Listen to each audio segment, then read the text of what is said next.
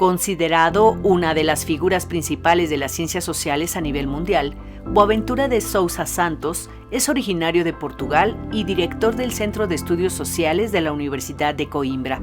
Es también profesor distinguido del Institute for Legal Studies de la Universidad de Wisconsin-Madison. Es doctor en Sociología del Derecho por la Universidad de Yale y ha dirigido equipos multidisciplinarios de investigación en Europa, África y América Latina. Entre sus libros más importantes figuran Por la mano de Alice, la posmodernidad social y política, Los derechos de los oprimidos y Refundación del Estado en América Latina, perspectivas desde una epistemología del sur. Ha recibido múltiples reconocimientos como el de Ciencia y Tecnología en México, la Gran Cruz de la Orden del Mérito Cultural en Brasil y del Pen Club en Portugal. Cuenta con doctorados honoris causa de la Universidad de Coruña en España, la Universidad de Roskilde en Dinamarca, la Universidad Federal de Río Grande del Sur en Brasil, la Universidad Iberoamericana en México y la Universidad de los Andes en Colombia. Pues bienvenidos para esta edición muy especial de Diálogos por la Democracia. Tenemos un invitado de lujo que nos visita desde Portugal, el doctor Boaventura de Sousa Santos. Hola, John, qué gusto. Bienvenido. Sí, gracias. Aquí a esta sala mexicana Sí, de la Biblioteca Nacional. Se publicaron, aquí tenemos algunos de los libros impresos primero en toda la Nueva Hispana y en México. Y es un honor recibirte. Nos encontramos en una crisis, crisis constante. En tu libro más reciente hablas de este tiempo como una crisis que no se acaba nunca. Pero esta crisis en que estamos hoy es particularmente fuerte porque hemos perdido un poco la brújula ideológica. No solamente por la caída del muro de Berlín hace tantos años, sino también por la construcción del muro de Trump. Yo veo esos dos muros como simbólicamente similares. Así como se colapsó el comunismo realmente existente, también se está colapsando el neoliberalismo capitalista realmente existente.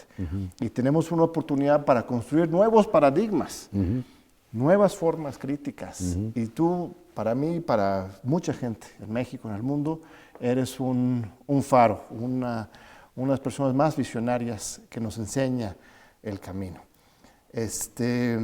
Dime, profesor, ¿cuáles son algunas de las luces que nos pueden dar esperanza hoy en el mundo? Claro, es realmente un contexto un poco difícil porque me parece que hoy hay una distribución desigual en el mundo como nunca entre el miedo y la esperanza. O sea, un gran filósofo del siglo XVII, Spinoza, habló que nosotros teníamos dos afectos o emociones. Una era miedo y la otra la esperanza, y que habría que haber un cierto equilibrio entre las dos, porque si la gente tiene simplemente miedo, desiste. Y si tiene solamente esperanza, puede caer en voluntarismos suicidarios, ¿no? Lo que me parece hoy es que realmente los 99% de la población mundial tiene sobre todo miedo y muy poca esperanza. Tiene miedo de la guerra, del hambre, de perder el empleo, de no lograr otro empleo, del patrón, de una sequía, de una inundación, de la violencia cuando llega a la casa, de la brutalidad policial, del crimen organizado. O sea, mucho miedo y casi ninguna esperanza que las cosas cambien para mejor. En cuanto hay una pequeñísima minoría del mundo que, yo no diría que solamente tiene esperanza, pero no tiene miedo de nada, porque en su idea, cuando cayó el muro de Berlín, cayeron todos sus enemigos. Entonces no tiene miedo de enemigos, no tiene enemigos. Entonces puede tener algún miedo de la cuestión ecológica y tal, pero vive de esperanza y de expectativas positivas. Si el mundo aquí se queda muy poluido, están intentando ir para Marte, organizar viajes para que puedan vivir ahí. Si hay mucha violencia, tienen ejércitos privados, crean muros electrificados, etc. Si hay algún riesgo para sus vidas, las aseguradoras les pagan todo, ¿no? Entonces, gente que parece solamente tiene esperanza, no tiene miedo de enemigos, y otros que solamente tienen miedo. esta situación es insoportable. Entonces la única manera que yo pienso que tendremos que hacer, y donde va a haber una luz, es cuando podemos dar un poco de esperanza a quien solamente tiene miedo, pero para eso los poderosos tienen que volver a tener miedo. Pero ese miedo de los poderosos genera lo que vimos ahora en Bolivia, por ejemplo. Claro. Sí, ¿no? O sea, el claro. golpismo. Claro. Cuando los poderosos tienen miedo, reaccionan de una forma muy violenta, agresiva, y eso estamos viendo en el mundo entero. No hay alguna forma de tener esperanza sin generarles los miedos a los demás, ¿o cuál es la...? Sí, porque es una esperanza arrogante. O sea, en cuanto a la esperanza de los oprimidos, una esperanza de que su modo de vida, que es malo hoy, pero mañana puede ser mejor, lo que llamamos expectativas positivas, claro. ¿No? Para ellos realmente es una esperanza arrogante. Cada vez que quieren disminuir o eliminar un miedo cualquiera, tienen que sacrificar mucha gente. Así es. Tienen que sacrificar la democracia, tienen que sacrificar el planeta. Y como tienen poder, pueden crear zonas de sacrificio enormes en el mundo. Después mencionaste a Evo y a Bolivia, es un caso nítido de cómo realmente, digamos, un miedo que resulta básicamente de la rivalidad entre Estados Unidos y China, que a mi juicio explica 50% de lo que está pasando en este continente y mismo en el mundo, que realmente basta que ese miedo pueda ser aplastado destruyendo un gobierno que unos meses antes había negociado con los chinos las concesiones de litio. Y así se crea de inmediato la idea de un miedo arrogante, digamos, porque no es miedo del enemigo Bolivia, miedo de un enemigo muy distante, China, porque habían pensado que habían destruido todos los enemigos, colaboraron con uno, que fue con China, y de repente China puede en 2030 ser la primera economía del mundo. Entonces eso es lo que crea la situación. Sí, porque entrevistamos a Álvaro García Linera, ¿no? Sí. Hace unas semanas, y él atribuye la crisis en Bolivia más a cuestiones internas, fíjate. Obviamente él reconoce la cuestión internacional, pero él dice que esto no hubiera sido posible si no hubiera sido por el miedo terrible de estas clases adineradas, apoderadas, en Bolivia, este resentimiento frente a los programas sociales. Sabes, yo soy muy amigo de Álvaro, que considero uno de los grandes intelectuales marxistas de este continente, después de Mariátegui, y su obra es fundamental. Pero realmente yo pienso que en este momento no se puede pensar de factores internos como estén separados de los internacionales. Oh, claro. Están absolutamente mezclados, se aprovechan. ¿No? El trabajo de la Embajada de los Estados Unidos a producir el golpe antes de las elecciones es muy claro. Claro que nunca trabajan sin apoyos internos, como en Brasil. Tuvieron que tener élites locales que ya están también dispuestas a sacrificar la democracia interna para lograr sus ganancias, que básicamente es eso, que está en causa. O sea, se aprovechan de resentimientos de clase media. Y realmente Álvaro cometió un error en ese entonces, lo discutí muchas veces con él, ¿no? Y por eso estoy muy libre para hablar de esto, que es que Álvaro escribió en un cierto tiempo que con las victorias de los gobiernos progresistas, como ahora en México, ¿no? Obligaría a que la derecha, si alguna vez regresa al poder, tiene que ser más moderada, porque nosotros empujamos la política para las izquierdas. Yo siempre pensé que sería al contrario, y que cuando los gobiernos de izquierda por alguna razón fracasaron, la derecha vendría con una venganza de destruir rápidamente todo lo que había sido hecho. Fue así en Brasil, fue así en Argentina, como tú sabes, con Macri, y fue así ahora también con Evo Morales. O sea, en Ecuador, Moreno. O sea, en todos ellos la venganza es brutal y quieren desaparecer con nuevos instrumentos, que son los instrumentos judiciales, y que esta gente además no para ser neutralizada políticamente, porque sabe que mismo si cometieron errores, el pueblo sabe que hubo muchas ventajas en su vida de bienestar con estos gobiernos, quieren neutralizar la posibilidad de que vuelvan. Y por eso los criminalizan, como Evo está, como Álvaro, como Lula, como todos, como Cristina, etc. Y un día si algo fracasa En México te puedo decir, no es necesario ser sociólogo para prever lo que va a pasar, pero ellos van a incriminar siempre. Siempre buscan incriminar judicialmente. Mencionaste México. México tiene un viraje político histórico muy importante después de tantos años de neoliberalismo. Por alguna otra razón, no pudimos sumarnos a la primera ola progresista, ¿no? En particular por los fraudes electorales. La verdad es que México hubiera llegado primero. En 88, pues ganó la izquierda. Hubiera sido el primero de esta ola. Y luego en 2006 también se ganó, hubo un fraude. Pero por una u otra razón no se pudo acompañar. Ahora llegamos tarde, pero la esperanza es generar una segunda ola con Argentina, etcétera. ¿Crees que esto sea una posibilidad real? ¿Y cuáles serían algunas de las sugerencias que hemos aprendido de las otras experiencias que podemos tomar en cuenta hoy en México? La oportunidad, por supuesto que hay, es una oportunidad muy grande y muestra una cosa además, el proceso electoral de AMLO, es que ahora para la izquierda ganar el poder, debido a todo el deterioro de la democracia liberal, no basta ganar por pocos votos, porque si ganas por pocos, van a disputar, van a decir que no es verdadera, van a repetir, viene Luis Almagro de la OEA, te liquida la elección y te provoca un golpe.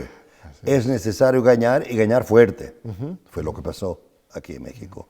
Eso para mí es ya de sí mismo un hecho político muy novedoso, muy interesante, y que por eso nos crea una responsabilidad a todos los demócratas del mundo, y no solamente a los mexicanos, de ver, de analizar, de profundizar todo esto que está pasando y de realmente hacer todo para que se fortalezca y no al contrario.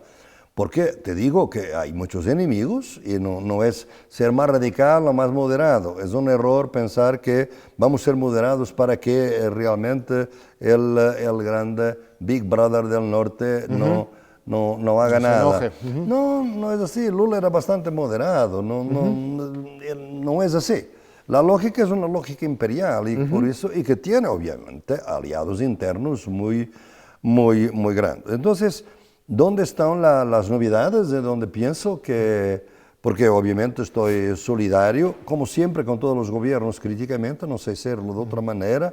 Fui consultor de la Constitución de Bolivia, apoyé bastante a Bolivia, apoyé bastante a Ecuador de Rafael Correa, también apoyé durante mucho tiempo a Hugo Chávez y a Lula, obviamente, y a Cristina. Amigos de todos casi, digamos así, pero al mismo tiempo, en tiempo, y no después, critiqué las cosas que me parecían que eran un error. Y hay que criticarlas en tiempo, ¿no? En cuando se puede, ¿no? Pero son las cosas positivas que veo acá. Obviamente que es algo que me parece muy interesante, es el hecho que AMLO es un hombre que surge en la política de una manera nueva, porque es un hombre de lo cual se puede decir muchas cosas, pero no se puede decir que es corrupto. Ahora, tú sabes que el imperialismo inventó 4 guerras y son inventadas en gran medida para destruir los enemigos y para crear los golpes blandos, y después podemos hablar de eso, para crear democracias amigas de los Estados Unidos. La guerra contra el terrorismo, primero la guerra en contra del comunismo, después la guerra en contra del terrorismo, después la guerra en contra la droga y ahora la guerra en contra la corrupción. Y eso se nota con... Yo tengo los datos de la CIA de todo el presupuesto entre 2013 y 2017 para la corrupción y cómo el Departamento de Estado ve cuáles son las empresas que son enemigas, concurrentes de los Estados Unidos y decide que deben ser destruidas. Y no es destruidas porque son de izquierda, es porque los gobiernos son corruptos. Entonces se despolitiza la lucha para decir no es porque es de izquierda, no es porque es corrupto. Lo primero aquí es que va a ser muy difícil hacer esto con AMLO. AMLO está intentando hacer una guerra contra la corrupción y está él mismo, no me parece que sea una persona que fácilmente pueda decirse que es corrupto, al contrario, toda su trayectoria política y su austeridad republicana de alguna manera habla por sí mismo, ¿no? En segundo lugar, yo pienso que AMLO sabe que está en un entorno muy hostil, que tomar el gobierno no es tomar el poder, es la grande diferencia entre izquierda y derecha. Cuando la derecha gana las elecciones, tiene el poder político, económico, social y cultural y mediático. Cuando la izquierda gana el poder, tiene el poder de gobierno, pero no tiene el poder social. La lucha sigue. La lucha sigue, ¿no? Entonces él ha decidido de hablar directamente con la gente todos los días y hacer una comunicación directa, ¿no? Y eso me parece muy importante porque si tú analizas, y tú conoces bien, porque he visto que los conoces muy bien, toda esta idea de Gene Sharp y de los golpes, Claro. lo primero es utilizar la prensa para demonizar el gobierno. Y eso se está haciendo ya aquí también. Pero es más difícil, se hace más difícil. Así es. Entonces yo pienso que AMLO tiene estas dos ventajas, para mí son bastante importantes. Veo algunas nubes. ¿Cuáles son las nubes que veo? Primero, es un hombre que tiene un año después 70% de aceptación, lo que es una cosa absolutamente notable, a mi juicio, pero tiene un apoyo político de un partido que está totalmente fraccionado. Así es. Y no sabe lo que es. Si es de izquierda o de derecha, porque tiene gente de todos, y realmente lo que me parece que está emergiendo, que sería un peligro, es que Morena sería el nuevo PRI. O sea, un PRI, después hubo un interregno de varios partidos que están deshechos, ahora en este momento no se habla mucho de mismo el PRI, está en una crisis muy grande, y de repente tienes un otro gran partido donde todos quieren ir a comer un poquito y viene del PAN y viene del PRD. Fíjate que, vamos para pausar ahí en un momentito, la diferencia clave entre lo que era el PRI y lo que es Morena es precisamente demostrado por la crisis de Morena. El mismo hecho de que haya tanto conflicto interno, tanto debate, discusión, el PRI jamás hubiera permitido tener dos presidentes simultáneamente del partido. Claro, Porque, pero John, ¿no? es decir, tú tienes razón, pero es una cosa, puede ser provisoria, puede ser provisoria. Claro. Porque una cosa es Morena con AMLO, otra cosa es Morena cuando se va a AMLO. Por supuesto. Y entonces AMLO no va a cuidar de que Morena sea una cosa buena antes que se va. Y esto que estoy hablando, más de un futuro Por más supuesto. largo. Ahora, me parece que realmente tiene un poder. Y es eso que los otros partidos no tenían. Por ejemplo, Lula no tenía una mayoría en el Congreso. AMLO tiene, y eso para mí es muy importante. Uno que está solidario, pero de fuera, digamos, diría, esto parece con aceptación tan grande, esto sería la oportunidad para cambiar el sistema político y el sistema fiscal. Yo pienso que AMLO tiene la idea de que con la lucha contra la corrupción, los ahorros que va intentando de ver con toda la austeridad republicana en el Estado, va a lograr distribuir mejor la riqueza del Estado y va a garantizar una cierta estabilidad. Y que no necesariamente no tendrá que hacer una reforma fiscal dura o que, lo que sea. Tengo dudas que consiga esto. ¿Por qué? Porque realmente el gran problema, pienso yo, visto así un poquito, es que AMLO tiene una capacidad enorme de conectarse con las clases populares. Tiene realmente un carisma propio, una manera propia de estar con la gente, de hecho como Lula tenía, ¿no? De alguna manera, ¿no? Sin ser tan, digamos, teatral, por así decir. En segundo lugar, sabe también cómo manejar las grandes fortunas de México. Pero hay las clases medias. Y las clases medias, no me parece que AMLO tenga una simpatía muy particular con las clases medias, que son muy heterogéneas, me parece. Es interesante la reflexión porque en cierto sentido sí se le critican por eso de los fifís y sus descalificaciones, pero cuando ves la base de votación para Morena, era predominantemente clase media, precisamente, urbana. Los más pobres, algunos votaron por Morena, una buena cantidad, pero otra gran cantidad votó porque están capturados por los viejos sistemas corporativos y clientelistas por el PRI, ¿no? Entonces, en cierto sentido, pues sí, él no tiene un discurso de lucha de clases que digamos. Es muy volátil, es la clase media, es muy volátil. Porque él se integra y mejora por el consumo. Tiene su carro, tiene unas cosas que va a comprar los shopping centers que están por todo lado en este país. Y si algo si algo pasa que ya no logra todo lo que quiere, viene el resentimiento. Eso es el peligro. Y entonces, como Paulo Freire ha dicho antes, y por eso yo pienso que la formación política ahora sería importante de la parte de la educación, si la educación no es emancipadora, el sueño del oprimido es ser opresor. Entonces, la clase media y mismo la clase popular, por veces si hay un poco de descontento y si es aprovechado políticamente por una extrema derecha nacional e internacional, ese descontento puede ser rápidamente volatilizado. Entonces, hay que garantizar institucionalidad que permita una cierta estabilidad en esas clases medias.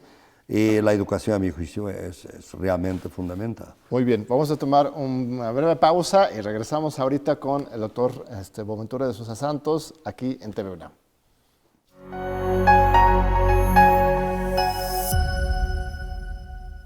Aquí seguimos con el doctor Boaventura de Sousa Santos. Muchas gracias, doctor. Una discusión fascinante que estamos teniendo ya sobre México, pero ya tomamos una mirada un poco más global por un momento. Mencionaste algo muy importante, la utilización de conceptos del liberalismo clásico, ¿no? Democracia, corrupción. No mencionaste, pero has escrito mucho sobre el tema de los derechos humanos, por ejemplo, por el imperio, para manipular procesos políticos locales, ¿no? Si estás en contra de los Estados Unidos, eres un corrupto, violas los derechos humanos, y aunque tengas violaciones realmente peores esos, y estás con los Estados Unidos, ahí sí no hay problema. Lo vivimos aquí en México de manera muy nítida en el sexenio anterior. Recuerdo muy bien, todos hablando sobre las terribles violaciones de derechos humanos en Venezuela, mientras en México teníamos muchos más presos políticos, una censura absoluta, una brutalidad de control autoritario del Estado de México, pero como era neoliberal y pro-estadounidense, no había problema. Mi pregunta es, ¿realmente tiene sentido seguir usando esas palabras del liberalismo clásico o no están ya tan desgastados que tenemos que inventar nuevos palabras? Bueno, tú mismo exploras en tus textos esas nuevas posibilidades. ¿Qué piensas? Yo pienso que, claro que nosotros estamos condenados en la sociedad a pensar el nuevo desde el viejo, no hay otra manera. Mismo la lenguaje casi nos traiciona, digamos así. Yo pienso que lo que caracteriza el tiempo que vivimos hoy, no solamente en América Latina, sino también en Europa y en África y en Asia, yo diría que es una conciencia planetaria en este momento, es un cierto agotamiento de alternativas que nos obliga a que vivimos un tiempo de posibilidades desfiguradas, o sea, posibilidades de una sociedad mejor, en que se creó que íbamos a tener una sociedad mejor, pero después, por alguna manera, eso no se realizó, se pervirtió, o por veces se transformó en el opuesto.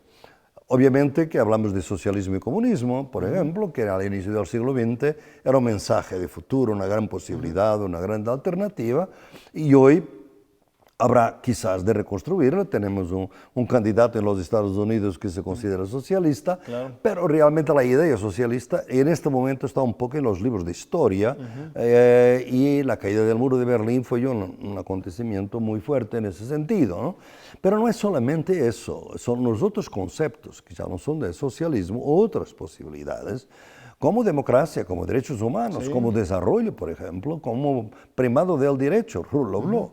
Y yo te quiero decir que vivimos de alguna manera en un mundo de ruinas ideológicas, cosas que tuvieron una idea. Por ejemplo, la idea de democracia siempre supimos que había límites en el modelo liberal de democracia, pero por lo menos eso era una garantía en que podría expandirse de alguna manera para ser un gobierno de muchos para beneficio de muchos, ¿no? Yo pienso que hoy en muchos países, no estoy hablando ahora de México, es un gobierno de pocos para beneficio de pocos, ¿no? Por otro lado, los derechos humanos, sabemos muy bien que cuando la declaración surge, eso es un instrumento de guerra fría, es muy eurocéntrica, a pesar de se llamar una declaración universal. Pero los derechos humanos van a ser un instrumento de guerra fría, pero es doble en ese sentido. Por un lado, van a ser obviamente hegemónicamente tratados con la idea de que solamente hay violaciones de derechos humanos en el mundo soviético. En el mundo occidental nunca hay violaciones de derechos. Es casi lo mismo como tú has visto ahora y hablabas de Venezuela o de México. Los amigos no violan los derechos humanos, solamente los enemigos. Y esto fue realmente un double standard, un criterio doble que descaracterizó para mucha gente. Pero al mismo tiempo, yo que trabajé y que trabajo hace décadas aquí en este continente y en otras partes también, con activistas de derechos humanos, y me considero a mí mismo como un activista de derechos humanos, por ejemplo en Colombia durante 2 años de investigación que realizamos, unos 15 activistas de derechos humanos perdieron la vida en la lucha por los derechos humanos. Entonces, gente que arriesga su vida en nombre de los derechos humanos no son idiotas, no son ingenuos, es gente que llevó los derechos humanos como una fuerza. Entonces, hoy, hasta ahora teníamos este doble tratamiento, ¿no? Y tanto así que había violaciones de derechos humanos, pero por otro lado era una condicionalidad de los tratados internacionales. Por ejemplo, se decía en todos los tratados del Fondo Monetario Internacional, el gobierno recibe la plata, pero tiene que respetar los derechos humanos. Desapareció. Los derechos humanos hoy son un paria, digamos así, en las relaciones internacionales. El privado del derecho era fundamentalmente para defender los oprimidos, los débiles, y en contra los fuertes, los opresores, a través de un uso imparcial de la ley. Sabemos que nunca fue totalmente imparcial, sabemos que era un derecho obviamente eurocéntrico que violentaba los derechos propios de los pueblos originarios. Sabíamos todo eso, ¿no? Pero reciente, hemos visto en algunos países como el sistema judiciario está a ser utilizado como lawfare, lo que llamamos guerra judicial, que es ser utilizado para criminalizar, neutralizar políticamente enemigos del imperio, enemigos de las élites locales, no por ser de izquierda, pero por ser corruptos, o sea, la idea de despolitizar toda la alternativa. Por eso vivimos un tiempo casi que parece que vivimos en ruinas y tenemos que trabajar con las ruinas que tenemos para transformar ruinas en semillas. Yo pienso que lo que estoy viendo aquí en México de alguna manera también es la idea que tenemos una democracia que ha sido muy arruinada y con los fraudes que acababas de ver y se está intentando de esta ruina transformar una semilla de transformación. Eso no es fácil. Porque obviamente durante el periodo en que ella fue arruinada, no fue simplemente los fraudes electorales, o mucha otra cosa que fue hecha en contra de los pueblos originarios, por ejemplo, y que llevó a que este país sea el país donde hay una corriente de pensamiento autonomista más grande del mundo. En ningún otro país tenemos intelectuales como Gustavo Esteva, etcétera, y otros, y don Pablo González Casanova en este momento, que piensan realmente que esta democracia es un fraude, punto, y hay que crear una cosa nueva, ¿no? Yo realmente hasta ahora pienso lo siguiente, yo pienso que deberíamos tener, lo gran problema que tenemos hoy en el mundo es este, desde los 80, el proceso político, los procesos políticos, como no había gran alternativa, el proceso político se separó del proceso civilizatorio.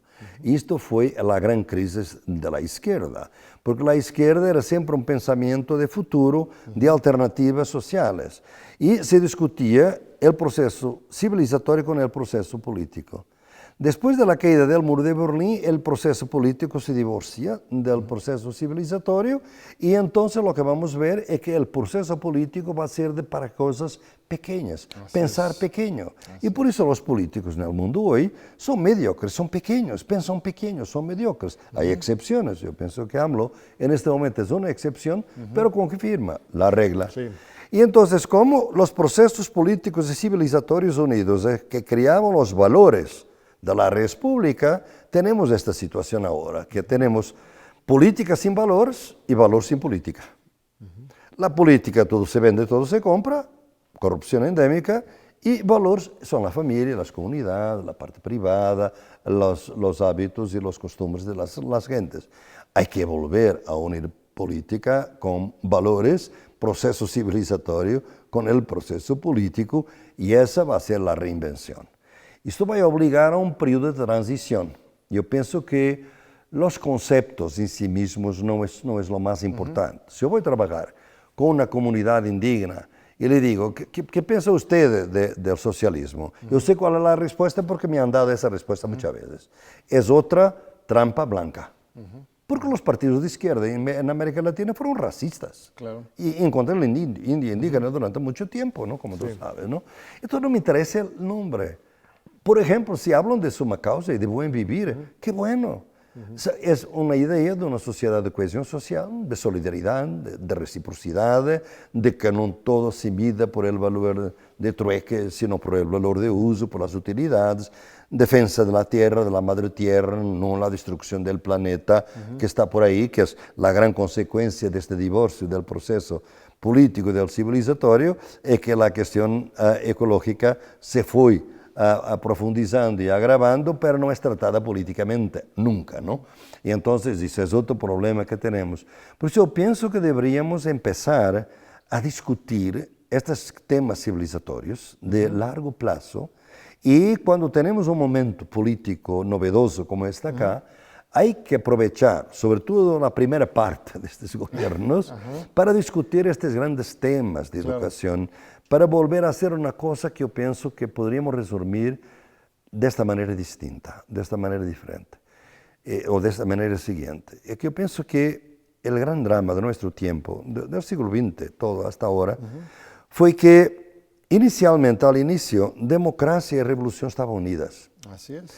Y eran dos formas de lograr una sociedad mejor. En 1918, tiene fecha de todo, ¿no? Cuando los bolcheviques no tienen la mayoría en la Asamblea Constituyente en Rusia, disuelve la Asamblea Constituyente y se transforma en un partido revolucionario. En ese momento, simbólicamente, yo diría, se da un divorcio entre democracia y revolución. Esto fue fatal para la democracia y para la revolución.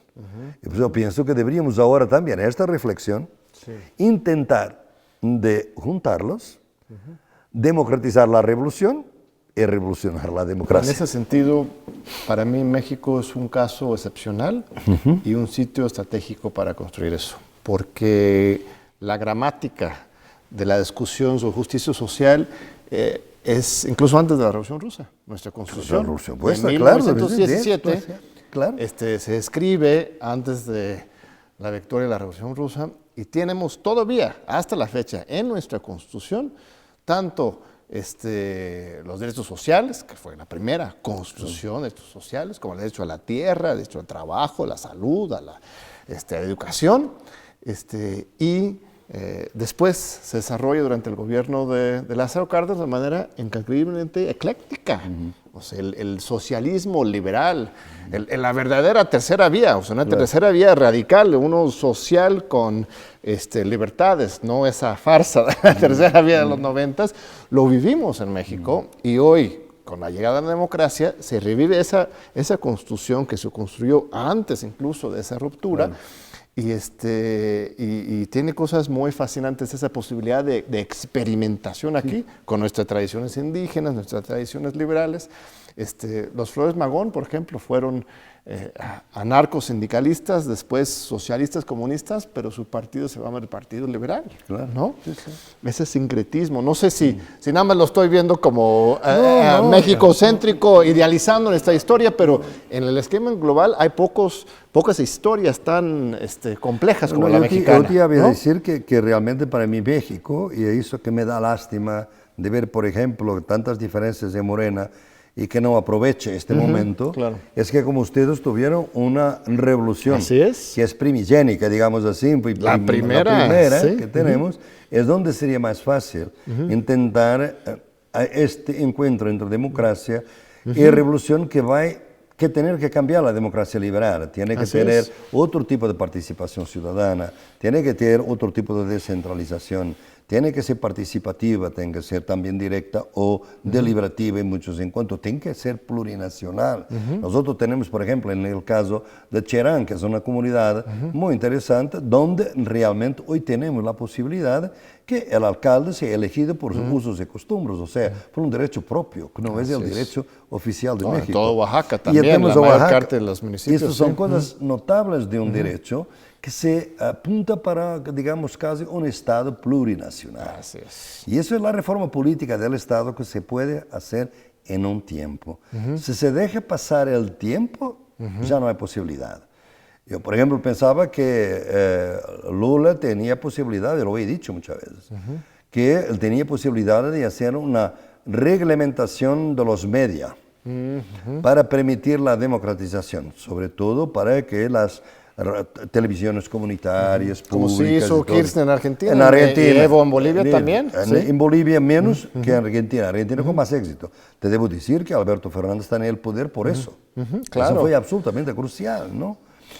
Pero él no aprovechó en un momento en que las élites estaban en la defensiva, no aprovechó su tiempo, no lo hizo, ¿no? Yo pienso que eso, por ejemplo, es fatal con la reforma política, la reforma de los medios y la reforma fiscal. Fiscal, claro. Esas son las tres grandes que tienen que ser hechas. Y claro, hay que crear credibilidad. Yo pienso que AMLO está intentando de crear la credibilidad. Hay que tener competencia técnica, porque es necesario por veces. Si tú quieres, por ejemplo, hacer un cambio de los sistemas de pensiones, yo observo bastante cuidadosamente lo que está pasando, porque trabajé en este sistema en Portugal, para evitar la privatización del sistema de pensiones y mantener un sistema propio. Yo pienso que es necesario también mucha competencia técnica, y la hay. Yo estuve hoy hablando con gente que es especialista en sistemas. Hay que buscar toda esa expertise, todo ese conocimiento para una propuesta progresista para México. Las condiciones están ahí. Hay que no desperdiciarlas, porque la segunda ola tiene que aprender con los errores de la grande y de la primera. Y ahí, como te digo, la cuestión de los megaproyectos es una cuestión que tiene que ser muy bien discutida. ¿Por qué? Porque tenemos los límites ecológicos y una conciencia ecológica planetaria cada vez más. Cuando se habla de soberanía energética, es muy interesante y muy importante, pero es importante reconocer que no es lo mismo que soberanía alimentaria. Porque soberanía alimentaria es consumir lo que se produce localmente. Soberanía energética ya no puede ser cualquier energía, porque si es simplemente el fósil y el petróleo, tú vas a crear una crisis ecológica. Soberanía energética, por ejemplo, tiene que significar inversión en energía renovable, que hay mucha y que es posible. En Portugal hoy, 25% de nuestra electricidad es eólica. Entonces, hay que seguir caminos de una soberanía innovadora que pueda llevar los seguros, los transportes públicos. Tiene que ser. Hoy, por ejemplo, proponía a un grupo que los transportes públicos deberían ser de gran calidad y deberían ser gratuitos en todo el mundo, para que el carro salga un poco de las ciudades. Fíjate, alguna vez yo me he propuesto eso en alguna columna y la gente me tachaba de loco. A mí me parece también, el transporte público debería ser gratuito, es un subsidio al capital, o sea, estás transportando trabajadores. ¿No? No es revolucionario para nada. O sea, el metro gratuito, absolutamente. Sí, claro, metro gratuito, sí.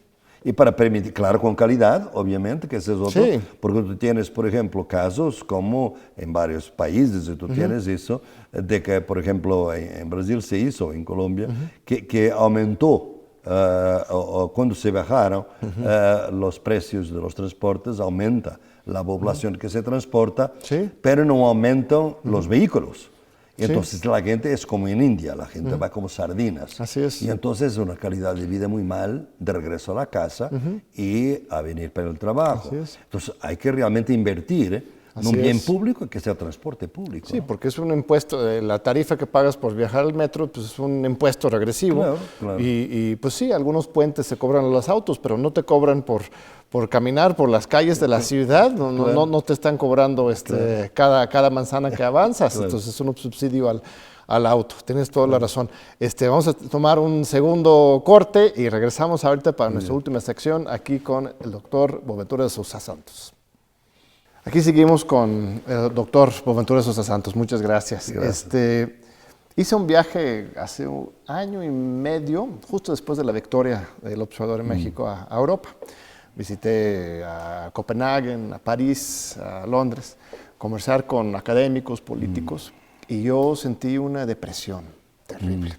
Una tristeza frente a el avance de una xenofobia, un populismo de derecha. Eso sí, estaban fascinados con la historia de México, lo que está, ¿no? ¿Cómo lo hicieron en este mundo tan complejo? México es una excepción. Portugal, tu país natal, tu país de vida, donde trabajas y vives, también es una excepción de una esperanza progresista en un mar de neofascismo. ¿Cómo ha sido posible? ¿Cuáles son las lecciones desde Portugal para el mundo? No, yo creo que es una innovación política bastante interesante. Yo mismo he escrito un librito llamado Izquierdas del Mundo News, que además está publicado aquí en México, exactamente para dar, y ya está en varias lenguas, traducido en varias lenguas, para dar a conocer esta experiencia que es muy sencilla. Es mostrar que el neoliberalismo es una trampa. El neoliberalismo no hace crecer la economía, no hace empleo, no hace nada, crecer empleo, nada. Es un sistema que significa básicamente un proceso de transferencia de la riqueza de los pobres para los ricos. Eso es que es el neoliberalismo. Lo demostramos ¿cómo? Porque las izquierdas históricamente estaban muy divididas. Entre 2011 y 2015 tuvimos una austeridad de política, no es la austeridad republicana de AMLO, pero la austeridad del Fondo Monetario neoliberal, y que realmente empobreció a los portugueses 6% del PIB.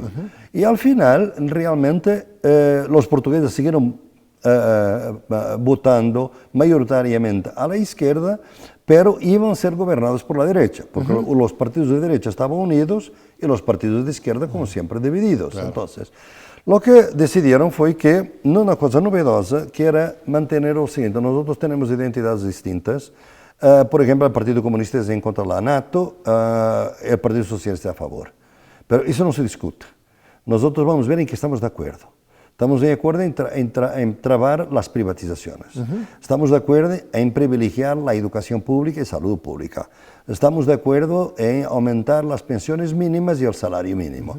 Estamos de acuerdo en movilizar el servicio público de nuevo y al Estado para le dar otra vez una centralidad de servicio público republicano. Estamos de acuerdo. Escribimos, redactamos, firmamos y durante 4 años vamos a respetar, y así se respetó. Y fue, o sea, ¿cuál fue la lógica? Fue no hacer como en Grecia, de ser muy antiimperialista en el discurso, pero no tener poder técnicamente para aprovechar las brechas, las ambigüedades de las directivas europeas que te permitían realmente realizar una política más moderada. Empezamos en eso. Y de repente lo que vemos es que la Unión Europea estaba toda en contra, el Fondo Monetario, toda la gente estaba en contra, esto va a ser una desgracia, la izquierda en el gobierno, un caos. Al contrario, vamos a asistir que la economía empieza a crecer, la gente se anima un poquito porque las pensiones mínimas son mejores, el salario mínimo, el consumo aumenta, el consumo promueve la producción interna, crece la economía, baja el desempleo. En este momento tenemos 4.6% de desempleo, bajísimo, lo más bajo de Europa. Mucho más bajo que España. De España, por ejemplo. Y entonces la economía crecer, más inversión directa. El país también tiene otros atractivos, es el país que tiene la más baja tasa de criminalidad de Europa. Entonces Madonna viene a vivir a Portugal, entonces porque es un país muy tranquilo, quiere para sus hijos, etc. Y repentinamente el país, y siendo todo lo contrario, la receta neoliberal es el país que crece, la economía crece más que las otras en la Unión Europea. Probamos que el neoliberalismo es una mentira. Y esto tiene, digamos, impacto internacional. Esto es verdadero en todas partes. Porque si tú lees realmente lo que dicen los de fondo, ya saben eso. Pero, obviamente, el capital financiero quiere sus ganancias, básicamente, ¿no? Pero no nos han castigado al capital financiero porque justamente como ejemplo, pues como Bolivia, otro país, esto genera coraje, resentimiento, miedo de esos sectores. Claro, la propuesta era moderada, pero no les crear bastante miedo y también tenemos que tener en atención que es ya con el problema del Brexit. O sea, si Europa sigue una posición de que realmente nada de bueno viene de la Unión Europea, los estados quieren hacer cosas buenas, pero la Comisión Europea es totalmente neoliberal, más gente va a pensar en el Brexit. Y si hay dos Brexits, la Unión Europea acaba. Entonces también este entorno fue realmente beneficioso. Y como sabíamos que Portugal aislado también sería pequeño, es 1% del PIB, era importante que otros países siguieran lo mismo. He trabajado bastante en España, porque España ya son 8% o más del PIB europeo, y realmente ahora tenemos también en España una coalición que fue muy inspirada también en la experiencia portuguesa. Y otro gran sociólogo ya en el gobierno, Manuel Castells, que también estuvo aquí sí, hace unos claro, meses. Manuel, Sí, que está ahora que es ministro de Educación. O sea, estamos mostrando que realmente hay alternativas. Y yo pienso que México está demostrando que hay alternativas. Realmente elas son todas moderadas, no tiene un discurso muy agresivo, demasiado agresivo, busca obviamente las contradicciones del sistema y busca aprovechar, obviamente necesita también que las fuerzas sociales, políticas que apoyan este proceso no desistan rápidamente. Yo pienso que aquí en México lo que me está preocupando un poquito es que algunos que estaban enteramente con este proceso de la 4T, de repente ya no creen que eso sea posible, pasó solamente un año, es muy poco. ¿Por qué que digo esto? Porque esto es importante para Europa, es importante para el mundo. Y te quería mencionar exactamente qué se está pensando. Yo soy miembro del Consejo Internacional del Foro Social Mundial. Como tú sabes, el Foro Social Mundial nació como una alternativa al Foro Económico de Davos. Así es. ¿no? La contraparte desde Sudamérica a partir de los gobiernos en 2001, al mismo tiempo, tuvimos un diálogo directo entre George Soros y nosotros en Porto Alegre, en Davos, para mostrar que había dos foros, ¿no? Así es. Claro que el Foro Económico es el capital y tiene mucho más fuerza. El Foro Social Mundial, de alguna manera, tuvo crisis a lo largo de este tiempo. López Obrador le hizo el feo, ¿eh? No fue. No Ahorita, fue. hace unas semanas, el Foro Económico, él mandó a algunos miembros de su gabinete a escuchar, pero él no fue. Es un honor para mí que él no haya ido, ¿no? Yo ya soy un poco fan de él, ahora me quedo todavía más, ¿no? Porque es coraje de hacer esto y hice muy bien de no ir. Y hay otro tipo de cosas que se están realizando ahora de aliados de los Estados Unidos para liquidar a Irán y que quieren aliados incondicionales y México se queda un poco por de fuera, dice, muy bien, lo hace. Entonces, yo pienso que estas experiencias novedosas van a ser muy importantes para alimentar los movimientos sociales, las iniciativas locales que en varias partes del mundo se están realizando porque la gente necesita de sobrevivir y tiene que sobrevivir en contra de este neoliberalismo que produce hambre, que produce muerte, violencia, asesinatos, violencia de las mujeres. El feminicidio está aumentando en el mundo, el trabajo esclavo está aumentando en el mundo. Entonces, todas estas alternativas, mismo las más moderadas, son importantes para dar una idea al mundo. Y entonces surgió la idea, y fue deliberada, que México será el país donde se va a realizar el próximo. Ya está tomada la decisión. Ya está tomada la decisión. ¿En qué año será? Será en 2021, el próximo año, quizás en enero, la fecha no está determinada. Yo soy miembro del Consejo Internacional, ayer tuvo una reunión aquí en la OACM, la Universidad Autónoma de Ciudad de México, para discutirmos y es muy importante que los mexicanos se apropien de la idea, porque yo pienso que en este momento es más importante, el Foro Social Mundial es importante, pero México es más importante para el Foro Social Mundial que el Foro Social Mundial para México. México está en un proceso de renovación y hay que obviamente darle voz y darle amplitud internacional. Pero México también va a permitir al Foro Social Mundial devolver un poco la esperanza. Claro. La esperanza de alternativas. Y eso puede traer miles, centenares de miles de personas a México para discutir realmente cosas que quizás no se están discutiendo ahora, que son todas estas alternativas al desarrollo. Un gran laboratorio de experimentación de pensar, un nuevo pensamiento crítico y práctica. Claro. Porque el Foro Social Mundial se ha perdido un poco su presencia, pues, naturalmente con la derrota de los gobiernos de izquierda, se ha perdido un poco la brújula, revivirlo, fortalecer desde México. Se puede encontrar acá. Aunque uno de los problemas que te puedo anticipar es que pues, aquí nuestras izquierdas están un poco divididas, como mencionas. Un poco es favor. Hay yo que apoyo la 4T, el gobierno, críticamente, hay que criticar, de repente me llama la atención que hay muchos que son muy rápidos, capaces de reconocer los grandes logros de los gobiernos de izquierda, aunque sean las muy moderadas, de Brasil, de Bolivia, de Portugal, de Ecuador, pero de repente cuando hacemos lo mismo aquí, esas mismas voces mexicanas dicen, no, muy moderado, muy extractivismo, críticas legítimas, pero no son capaces de valorar esas mismas experiencias en su propio país. Entonces tenemos de repente una división fuerte. Sí vengan las experiencias internacionales, pero aquí lo que estamos viendo en México como que no se debería comparar. ¿O cómo lo explicas? No, yo pienso que eso es una actitud muy nefasta y que ahora es todavía más irresponsable, a mi juicio, ¿no? ¿Por qué? Porque ahora sabemos lo que hace la derecha, la extrema derecha, cuando los gobiernos fracasan. Así es. Lo que está pasando en Bolivia, lo que pasó en Argentina, lo que está pasando en Brasil, muestra que el fracaso es una cosa muy dolorosa. No es simplemente un cambio de gobierno, es un cambio de régimen que hace para neutralizar cualquier posibilidad de futuro. Por eso, si AMLO va a fracasar, la 4T fracasa, no puede decir que fracasa ahora para seguir el próximo sexenio, no, es fracasar por mucho tiempo. Así es. Es la idea de neutralizar la idea por mucho tiempo.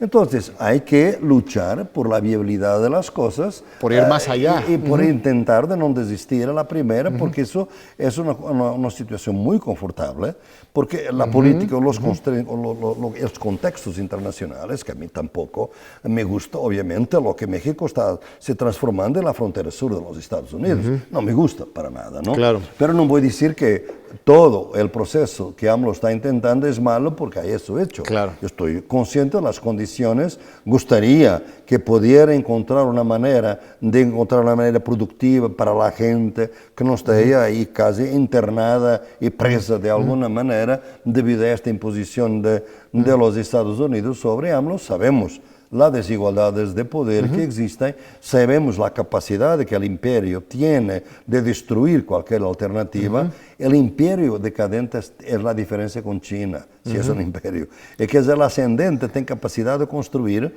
mismo que sea a costa de algunos sacrificios nuestros, ¿no? Perdemos autonomía. El imperio decadente destruye, sobre todo. Es bueno a destruir. A construir ya es otra cosa. Yo no sé lo que van a hacer en Bolivia, pero basta hablar con la gente y ver lo que está pasando. Son muy buenos a destruir. A construir, para nada. Bolsonaro destruye casi todo lo que Lula hizo.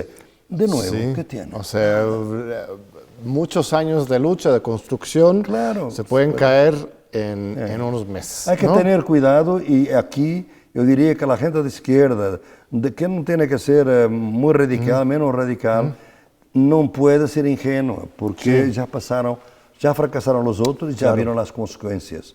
No se consiguió lo que Álvaro decía, que obligamos a la derecha a ser un poquito más moderada porque nosotros damos esperanza a la gente. No, la derecha cuando llega es con venganza para destruir todo y crear un cambio de régimen que neutralice por mucho tiempo la posibilidad de esperanza para las mayorías. Sí, es lo que yo siempre insisto también a uno. El tema de los Estados Unidos es terrible, ¿no? Como en lo que ha ocurrido en México, no por voluntad del observador, sino por la imposición de esas políticas, otros asuntos que hay que criticar, pero el contexto para la lucha social, si al final de cuentas el cambio viene de la lucha social, ¿no? Lo que necesitas es un contexto en que tengas oxígeno, que puedes estar proponiendo cosas y no dedicando todas tus energías, por ejemplo, a sacar a los presos políticos de la cárcel. En el sexenio anterior, con Peña Nieto, pues muchos nos dedicamos a eso, a exigir la liberación, a exigir condiciones para la libertad de expresión y no podíamos construir algo nuevo. Hoy, por lo menos, hay un contexto para esa construcción, ¿no? Claro que hay cosas que la gente se queda un poco impactada, yo estoy de acuerdo. Yo pienso que los megaproyectos habría que tener mucho cuidado, porque he visto cómo Evo ha dividido los pueblos indígenas. Cuéntame, porque sí, el gobierno actual habla del Tren Maya, del plan transísmico, de refinerías. Yo pienso que no deberían seguir adelante, debo decirte. porque van en contra de todo lo que se está pensando internacionalmente, del respeto por el planeta, por la ecología, y sobre todo porque hay instrumentos internacionales que obligan a una consulta previa. Pero la consulta tiene que ser genuina. Tú no puedes hacer una consulta mostrando a la gente solamente los ventajas de un tren o de lo que sea. Claro. Tienes que mostrar los inconvenientes, tienes que permitir que la gente tenga una capacidad de respuesta. Y se tiene, hoy en día, el mundo ya no está para estos grandes megaproyectos, porque la destrucción ambiental es muy grande. Lo que está pasando en Amazonía, lo que está pasando en Australia, lo que está pasando en California, la gente piensa que ahora puede decir, sí, pero no quieren desarrollar a México. ¿Cómo después. generar el desarrollo? Entonces, pero eso entonces está... para eso, por eso tú tienes que encontrar, y ahí es la creatividad. Se puede crear empleo, se puede crear agricultura más familiar. No hay que proteger simplemente la agricultura grande latifundiaria del sur. Tú tienes que proteger la agricultura fundiaria porque familiar, 70% de lo que comemos viene de la agricultura, pequeños campesinos, familias, etc. Hay que proteger, hay que crear formas alternativas de empleo. Realmente ecoturismo. El programa de Sembrando Vida, no sé si lo conoces, ¿no? Sí, que es justamente esa idea. Puede ser por ahí. Todo lo que sea grande de escala en este momento, que no tenga escala humana y que sea sin la participación de la gente, va a dividir. Evo diga lo que diga, dividió los indígenas, tanto así que había 2 organizaciones SIDOB, 2 CONAMAC, Rafael Correa demonizó a los indígenas, promovía los indígenas individualmente, pero demonizaba las dirigencias indígenas. No puede ser. Yo pienso que el movimiento indígena es fuerte en este. Por ejemplo, veo que en el colectivo del foro, decía ayer, hay que ver pueblos originarios acá, porque los pueblos originarios, que ahora son 20% de la población, según los últimos, además, mismo que sean menos, son más representativos cuantos menos son, porque son los que no fueron totalmente destrozados por el colonialismo y destruidos. Entonces, es muy importante que haya esa conciencia plurinacional e intercultural del Estado, porque México tiene que ser intercultural y para eso es demasiado tarde venir con megaproyectos que mismo el nombre ya es anti-humano y ya asusta a la madre tierra, se queda inmediatamente asustada y no solamente los pueblos indígenas, y va a poner una opinión internacional en su contra cuando AMLO en este momento tiene una opinión internacional muy buena. Yo tendría mucho cuidado por ahí. Sí, grandes temas. Ya estamos terminando, tenemos unos 2 minutitos, me están avisando. No hemos ni entrado en la cuestión más epistemológica, es el libro más reciente del autor de Sousa Santos. Terminamos con la universidad, porque aquí es donde estamos, en esta gran universidad. Muchos tenemos esperanzas que desde la universidad podemos regenerar el pensamiento civilizatorio, ¿no? Don Pablo González Casanova recientemente en una de las celebraciones de la autonomía de la universidad habló de eso, de la universidad como el gran centro de pensamiento crítica civilización, pero simultáneamente esas universidades son pues un legado colonial, ¿no?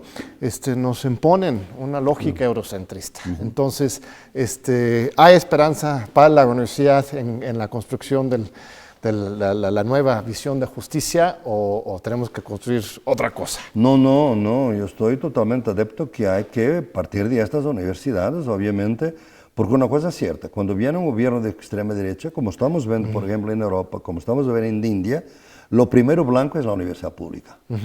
¿Por qué? Porque es donde se produce conocimiento libre, crítico, plural, independiente. Y ellos no quieren eso. Modi, por ejemplo, en India no contrata los profesores universitarios para hacer estudios de política pública, contrata las empresas de consultoría, porque puede obviamente definir los términos de referencia y las conclusiones que quiere, ¿no? No, es muy importante, pero el problema es que en qué condiciones debemos defender la universidad pública, porque durante mucho tiempo las élites defendieron la universidad pública porque era el proyecto de país. El neoliberalismo no quiere proyecto de país. Manda a sus hijos para las universidades globales. Ya no tiene confianza en las universidades públicas. La universidad pública tiene que tener aliados internos, clases populares, clases medias. Y para eso tiene que tener una actitud que sea más simpática, porque durante mucho tiempo fue muy arrogante para ellas. Tiene que descolonizarse, tiene que desmercantilizarse, tiene que democratizarse y tiene que despatriarcalizarse. Son las palabras que... Pues muchísimas gracias, se nos acabó el tiempo, espero que podamos repetirlo pronto. Bienvenido como siempre a México, a la UNAM, y un gusto tenerte aquí. Muchas gracias. Te esperamos de nuevo en 8 días aquí en Diálogos por la Democracia por TV UNAM.